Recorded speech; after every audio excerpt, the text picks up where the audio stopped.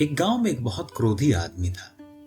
इतना क्रोधी कि उसने अपनी पत्नी को धक्का देकर कुएं में गिरा दिया, और जब पत्नी मर गई तो उसकी लाश निकाली गई तो वह क्रोधी आदमी जैसे एक नींद से जाग गया। उसे याद आया कि उसने जिंदगी में सिवाय क्रोध के और कुछ भी नहीं किया।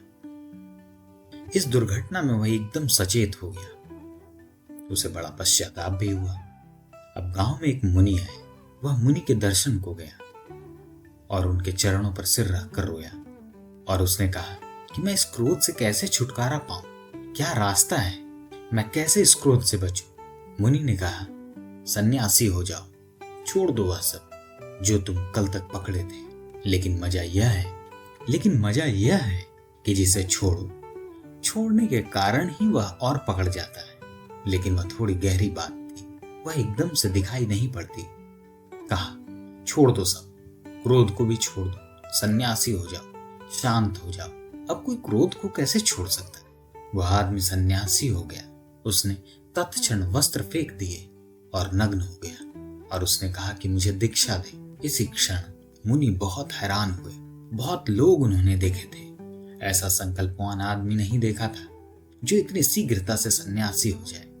उन्होंने कहा कि तू अद्भुत है, तेरा संकल्प महान है, तेरा संयम महान है। तू इतनी शीघ्रता से सन्यासी होने को तैयार हो गया है सब छोड़कर। लेकिन मुनि को पता नहीं था कि यह क्रोध ही है। यह क्रोध का ही दूसरा रूप है। वह आदमी जो अपनी पत्नी को एक क्षण में धक्का दे सकता है, वह एक क्षण में नंगा होकर सन्यासी भी हो सकता है। इन दोनों बातों में विरोध नहीं है।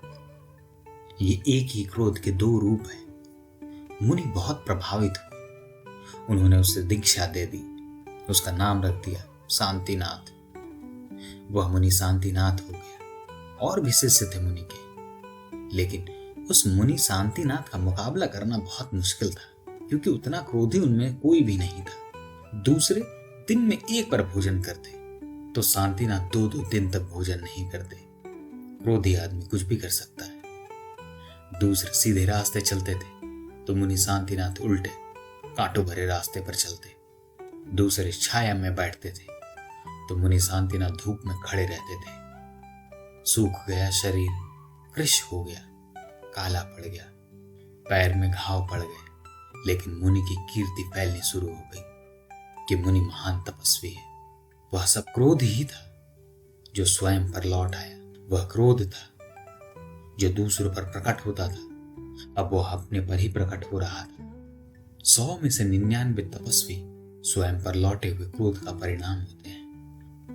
दूसरों को सताने की चेस रूपांतरित होकर खुद को सताने की चेस में बदल सकती है। असल में सताने की इच्छा असली सवाल है। किसको सताने का यह बड़ा सवाल नहीं है। दूसरों को भी सताया जा सकता है, खुद को भी सताया जा सकता है। सताने में मजा है। क्रोध आदमी का रस है। अब उसने दूसरों को सताना बंद कर दिया था, क्योंकि दूसरे तो थे ही नहीं। अब तो वही था, अपने को ही सता रहा था। और पहली बार एक नई घटना घटी थी। दूसरों को सताने में लोग अपमान करते हैं, खुद को सताने में लोग सम्मान करने लगे थे। लोग कहते थे महातपस्वी। मुनि की कीर्ति फैलती गई। जितनी कीर्ति फैलती गई, मुनि अपने को उतना ही टॉर्चर, उतना ही अपने साथ दुष्टता करते चले गए। जितनी उन्होंने दुष्टता की, उतना यश, उतना सम्मान। 2-4 वर्षों में ही गुरु से भी ज्यादा उनकी प्रतीश हो गई। वे देश के राजधानी में आए। मुनियों को देश की राजधानी में जाना बहुत जरूरी रहता है। अगर आप सन्यासियों को खोजना चाहते हो तो हिमालय जाने की जरूरत नहीं है। देश की राजधानियों में चले जाइए। वहां सब मुनि सन्यासी अड्डा जमाए हुए मिल जाएंगे। वे मुनि भी राजधानी की तरफ चले। राजधानी में एक पुराना मित्र रहता था। उसे खबर मिली। वह बहुत हैरान हुआ कि जो आदमी इतना क्रोधी था वह शांतिनाथ हो गया। चमत्कार है, जाऊं दर्शन करूं। वह मित्र दर्शन करने को आया। मुनि अपने तख्त पर सवार थे। देख लिया, मित्र को पहचान भी गए। लेकिन जो लोग भी तख्त पर सवार हो जाते हैं वे कभी किसी को आसानी से नहीं पहचानते। फिर पुराने दिनों के साथी को पहचानना ठीक भी ना था। उससे हम भी कभी इसी जैसे रहे हैं, इसका पता चलता है। देख लिया, पहचाने नहीं। मित्र भी समझ गया कि पहचान तो लिया है, लेकिन फिर भी पहचान नहीं रहे हैं। आदमी ऊपर चढ़ता ही इसलिए है कि जो पीछे छूट जाए उनको पहचाने ना, और जब बहुत लोग उसको पहचानने लगते हैं तो वह सबको पहचानना बंद कर देता है। पद के शिखर पर चढ़ने का रस ही यह है कि तुम्हें सब पहचाने, लेकिन तुम्हें किसी को ना पहचानना पड़े। मित्र पास सरक आया और उसने पूछा कि मुनि जी, क्या मैं आपसे पूछ सकता हूं कि आपका नाम क्या है? मुनि को क्रोध आ गया। कहा, अखबार नहीं पढ़ते हो, रेडियो नहीं सुनते हो, मेरा नाम पूछते हो? मेरा नाम जगत जाहिर है, मेरा नाम है मुनि शांतिनाथ। उनके बदलाने का ढंग मित्र समझ गया कि कोई बदलाहट तो नहीं हुई है, आदमी तो वही है, सिर्फ नग्न खड़ा हो गया है। 2 मिनट दूसरी बातें चलती रही।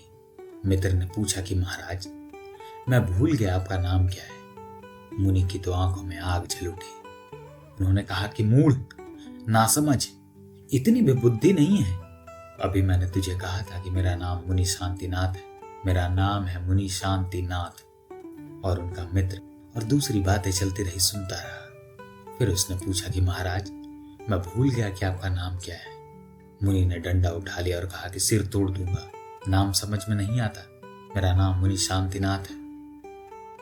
तो उस मित्र ने कहा कि सब समझ में आ गया, वही समझ में आने के लिए 3 बार पूछ रहा हूं। नमस्कार है, आप वहीं के वहीं हैं, कोई फर्क नहीं पड़ा। दमन से कभी कोई फर्क नहीं आता, लेकिन दमन से चीजों की शक्ल बदल जाती है, और शक्ल बदल जाना बहुत खतरनाक है, क्योंकि तब बदले हुई शक्ल में उनको पहचानना भी मुश्किल हो जाता है। अगर विचार पसंद आ रहे हैं तो चैनल को सब्सक्राइब जरूर करें। धन्यवाद।